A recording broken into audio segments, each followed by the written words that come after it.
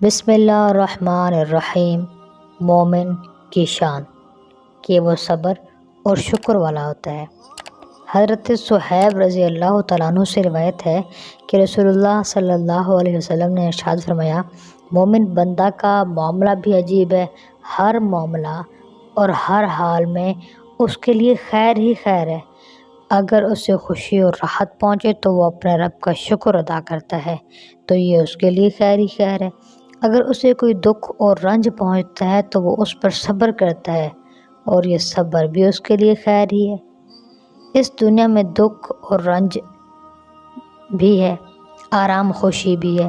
مومن کا ایمان ہے کہ یہ سب اللہ کی طرف سے ہوتا ہے، اسی لیے اللہ پر ایمان رکھنے والے بندوں کا یہ حال ہونا چاہیے کہ جب کوئی دکھ مصیبت پیش آئے تو مایوسی کا شکار ہونے یا غلط طریقے سے اظہار غم کرنے کے بجائے صبر سے کام لیں اور اس یقین کو دل میں تازہ رکھیں کہ یہ سب اللہ کی طرف سے ہے اور وہی دکھوں سے نجات دلانے والا ہے، اور خوشی و شادمانی کے دور سے گزر رہا ہو تو اس کو اپنا کمال اپنی قوت بازو کا نتیجہ نہ سمجھیں، بلکہ یہ ذہن میں رکھیں کہ یہ اللہ کا فضل و کرم ہے اور کسی بھی وقت نعمت چھین سکتا ہے، اسی لیے نعمت ملنے پر شکر ادا کرنا چاہیے۔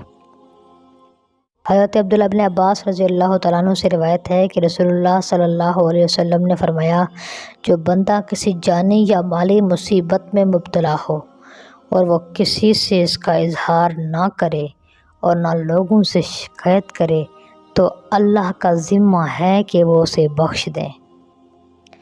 سبحان اللہ۔ ان احادیث مبارکہ سے معلوم ہوا کہ مومن کی شان یہ ہے کہ وہ صدمہ غم ملنے پر صبر کرے، زبان پر شکوہ نہ لائے۔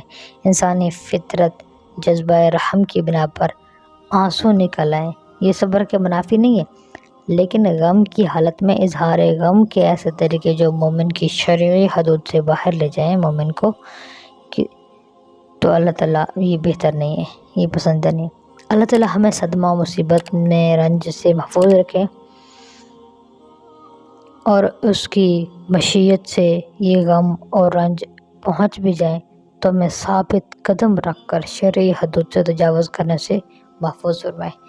آمین۔ امید کرتی ہوں آپ کو ہماری باتیں پسند آ رہی ہوں گی، ہمیں دعا میں یاد رکھیے گا۔